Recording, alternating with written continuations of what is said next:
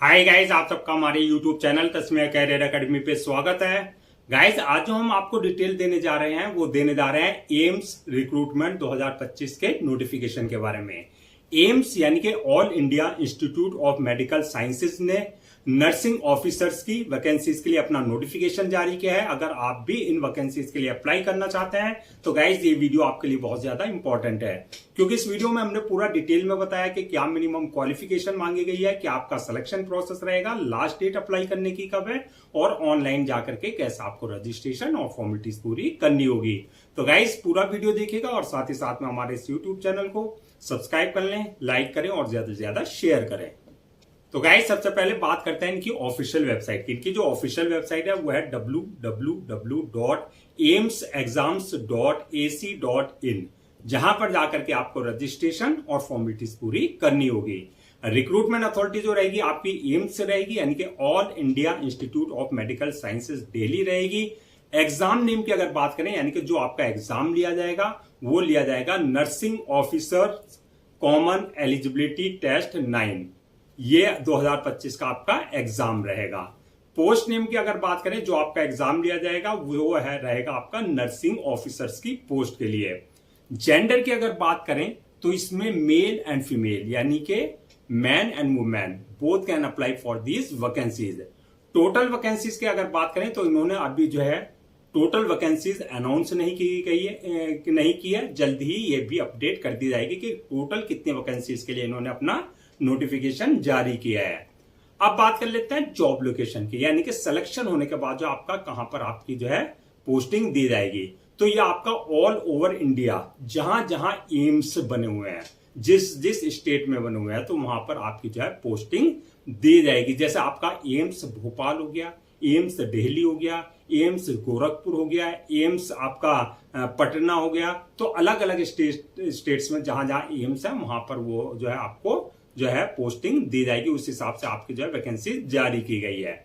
Apply की अगर बात करें तो आप ऑल ओवर इंडिया से कहीं से भी किसी भी स्टेट से बैठ करके ऑनलाइन अप्लाई कर सकते हैं। अप्लाई मोड आपका ऑनलाइन ही रहेगा, ऑफलाइन किसी भी तरह का कोई कम्युनिकेशन या कॉरेस्पॉन्डेंस नहीं किया जाएगा। रजिस्ट्रेशन जो स्टार्ट हो गए हैं इसके 22 जुलाई 2025 से रजिस्ट्रेशन स्टार्ट हो चुके हैं और लास्ट डेट जो है रजिस्ट्रेशन की यानी कि अप्लाई करने की वो है 14 सितंबर 2025। तो 14 सितंबर 2025 से पहले पहले आपको इनके आपके जो है लास्ट डेट जो है आपकी अप्लाई करने की वो है 11 जुलाई 2025। तो 22 जुलाई 2025 तो हो गई आपकी रजिस्ट्रेशन डेट, यानी कि 22 जुलाई 2025 से आपके रजिस्ट्रेशन स्टार्ट हो गए हैं और लास्ट डेट जो है 11 अगस्त 2025 है। तो 11 अगस्त 2025 से पहले पहले आपको उनके ऑफिशियल पोर्टल पर जाकर के अपना रजिस्ट्रेशन और फॉर्मेलिटीज पूरी कर लेनी है। अब बात करते हैं एग्जाम डेट की, यानी कि जो आपका एग्जाम होगा प्रिलिमिनरी एग्जामिनेशन डेट की अगर हम बात करें, जो आपका प्रीलिम्स एग्जाम होगा यानी कि स्टेज 1 का जो एग्जाम होगा वो 14 सितंबर 2025 में आपका एग्जाम कंडक्ट किया जाएगा। जो प्रीलिम्स क्वालिफाई कर लेंगे यानी कि स्टेज फर्स्ट क्वालिफाई कर लेंगे, सेकंड स्टेज के लिए जो है आपका एग्जाम जो होगा यानी कि जो मेंस एग्जाम होगा उसकी जो डेट है वो है 27 सितंबर 2025 है। तो 27 सितंबर 2025 में आपका जो है मेंस एग्जाम लिया जाएगा। एडमिट कार्ड की अगर बात करें, जो आपकी एग्जाम्स डेट है उससे 3 दिन पहले आप अपना एडमिट कार्ड जो है इनके ऑफिशियल पोर्टल से जाकर के अपना जो है डाउनलोड कर सकते हैं। एग्जाम सेंटर्स की अगर बात करें तो ऑलमोस्ट जो है आपका जो बिग सिटीज है आपकी जो है सब सिटीज में आपका जो है सेंटर्स डाले जाएंगे। अब बात कर लेते हैं नेक्स्ट का आपका एप्लीकेशन फीस क्या रखी गई है। तो एप्लीकेशन फीस की अगर हम बात करें तो ये आपकी कैटेगरीज वाइज जो है अलग अलग रहेंगी, वरीज करेंगी। यानी कि अगर आप जनरल ओबीसी इस कैटेगरी में आते हैं तो आपके लिए एप्लीकेशन फीस जो है 3,000 रुपए रखी गई है और अगर आप एससी एसटी ईडब्ल्यूएस इस कैटेगरी में फॉल करते हैं तो आपके लिए एप्लीकेशन फीस जो है 2,400 रुपए रखी गई है। और अगर आप डिसेबल्ड पर्सन है यानी कि फिजिकल हैंडीकैप्ड इस कैटेगरी में फॉल करते हैं तो आपके लिए एप्लीकेशन फीस नील रखी गई है, यानी कि आपको एग्जम्प्टेड रखा गया है, किसी भी तरह की कोई एप्लीकेशन फीस देने की जरूरत आपको नहीं है।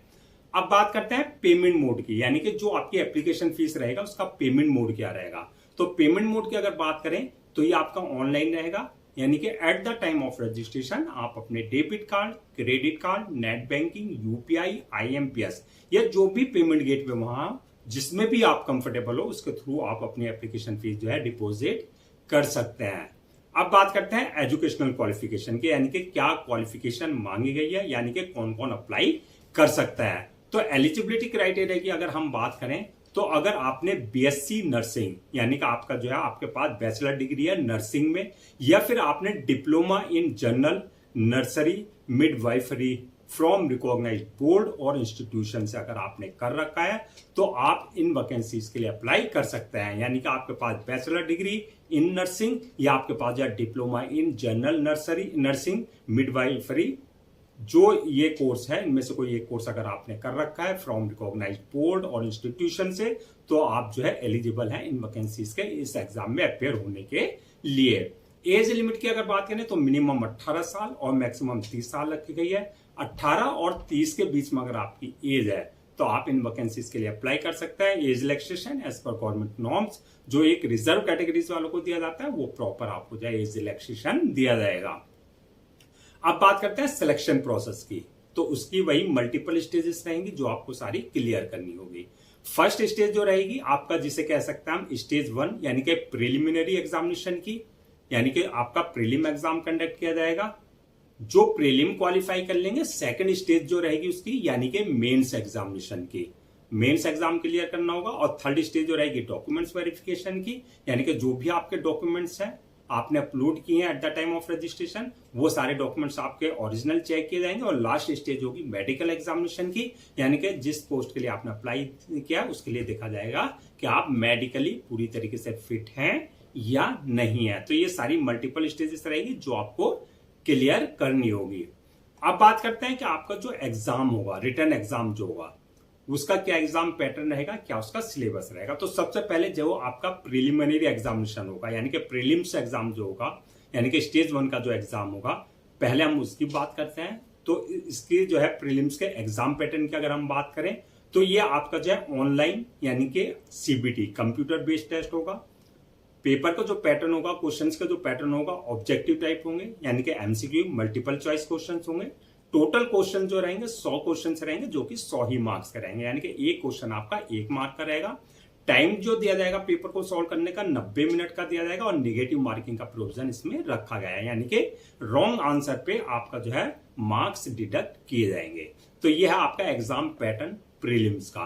अब प्रीलिम्स के सिलेबस की हम बात कर लेते हैं। तो सिलेबस की अगर बात करें तो इसमें जीके एंड करंट अफेयर्स से रिलेटेड क्वेश्चंस होंगे और जनरल अवेयरनेस से रिलेटेड क्वेश्चंस होंगे। ये आपके 20 क्वेश्चंस होंगे और 80 क्वेश्चन जो रहेंगे वो रहेंगे आपकी जो एजुकेशनल बैकग्राउंड है, यानी कि जो आपका नर्सिंग से रिलेटेड क्वेश्चंस है, जो आपका बीएससी नर्सिंग किया आपने या जो भी किया है उससे रिलेटेड जो है आपका क्वेश्चंस पूछे जाएंगे नर्सिंग से रिलेटेड। अब बात करते हैं आपका मेंस की, जो प्रीलिम क्वालिफाई कर लेंगे यानी कि स्टेज 1 क्लियर कर लेंगे, सेकंड स्टेज रहेगी उनकी मेंस एग्जामिनेशन की। तो अब बात करते हैं मेंस एग्जामिनेशन के आपके जो है एग्जाम पैटर्न के बारे में। ये भी आपका ऑनलाइन एग्जाम कंडक्ट किया जाएगा यानी कि सीबीटी कंप्यूटर बेस्ड टेस्ट होगा। ऑब्जेक्टिव टाइप ही क्वेश्चंस होंगे इसके भी, यानी कि MCQ type multiple choice questions होंगे। इसमें जो टोटल क्वेश्चंस होंगे आपके 160 क्वेश्चंस रहेंगे। टाइम की अगर बात करें तो इसमें 180 मिनट आपको पेपर को सॉल्व करने का दिया जाएगा। नेगेटिव मार्किंग का प्रोविजन इसमें भी रखा गया है, यानी कि नेगेटिव मार्किंग रॉन्ग आंसर पे की जाएगी। अब बात करते हैं मेंस के आपका इसका सिलेबस के बारे में, यानी कि जो आपका इसका सिलेबस रहेगा। तो सिलेबस की अगर हम बात करें तो इसमें जो सिलेबस रहेगा आपका मेंस में, जो आपकी एजुकेशनल बैकग्राउंड है यानी कि जो आपका प्रोफेशनल डिग्री है, जैसे बीएससी नर्सिंग या बीएससी ऑनर्स नर्सिंग या आपका जो है डिप्लोमा जो है, जो हमने बताया था diploma in general nursing and midwifery, उससे रिलेटेड क्वेश्चंस आपके जो है पूछे जाएंगे। अब बात करते हैं फाइनल मेरिट लिस्ट की, यानी कि मेरिट लिस्ट किस बेसिस पे तैयार होगी। तो फाइनल मेरिट लिस्ट की अगर हम बात करें तो ये आपका जो आपके मेंस एग्जामिनेशन है यानी कि स्टेज 2 जो है उसमें जो मार्क्स आपने ऑब्टेन किया है उस बेसिस पे आपकी जो है फाइनल मेरिट लिस्ट तैयार की जाएगी। जो प्रीलिम है यानी कि स्टेज 1 है प्रीलिमिनरी एग्जामिनेशन की, वो आपका क्वालिफाइंग नेचर का होगा, सिर्फ उसके मार्क्स जो है फाइनल मेरिट लिस्ट में ऐड नहीं किए जाएंगे। अब बात करते हैं सैलरी एंड अलाउंसेस की। तो सैलरी अलाउंसेस की अगर बात करें तो स्टार्टिंग सैलरी 9,300 से लेकर के 34,800 के बीच में रहेगी और आपका जो है जैसे जैसे आपका जो है एक्सपीरियंस होगा उसके हिसाब से आपका प्रमोशन इंक्रीमेंट वगैरह सब होगा। Plus allowances and others benefits की बात करें यानी कि DA, HRA, CCA, PF, medical facilities वगैरह, ये सारे आपके अलाउंसेज और others benefits as per AIIMS norms आपको प्रॉपर दिए जाएंगे।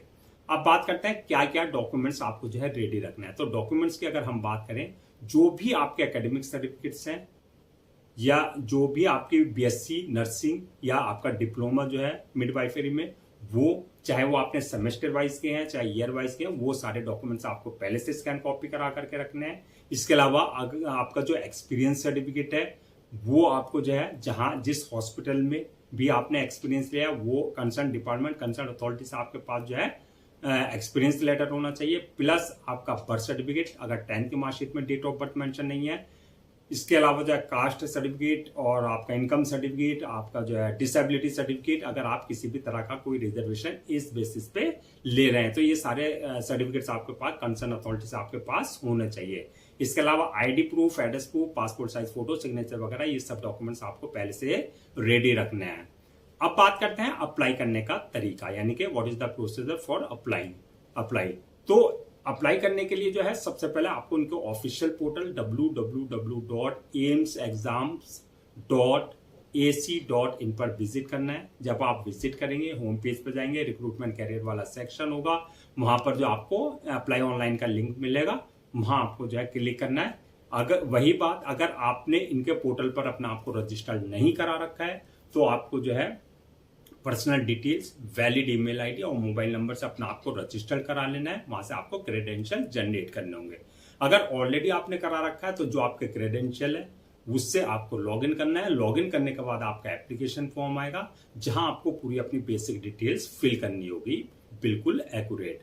बेसिक डिटेल्स फिल करने के बाद नेक्स्ट ऑप्शन आएगा आपका अपलोड योर डॉक्यूमेंट्स का, यानी कि जो भी आपके डॉक्यूमेंट्स हैं वो सारे डॉक्यूमेंट्स आपको अपने अपलोड करने होंगे, चाहे वो आपके एकेडमिक हैं, चाहे वो आपके BSc नर्सिंग या डिप्लोमा मिडवाइफरी, जो भी है वो सारे डॉक्यूमेंट्स आपको अपलोड करने हैं। साथ ही साथ में पासपोर्ट साइज फोटो, सिग्नेचर वगैरह, ये सारे आपको जो है अपने जो है उनके प्रिस्क्राइब्ड फॉर्मेट है, जो डायमेंशन है उसके अकॉर्डिंग आप जो है आपको अपलोड करने हैं।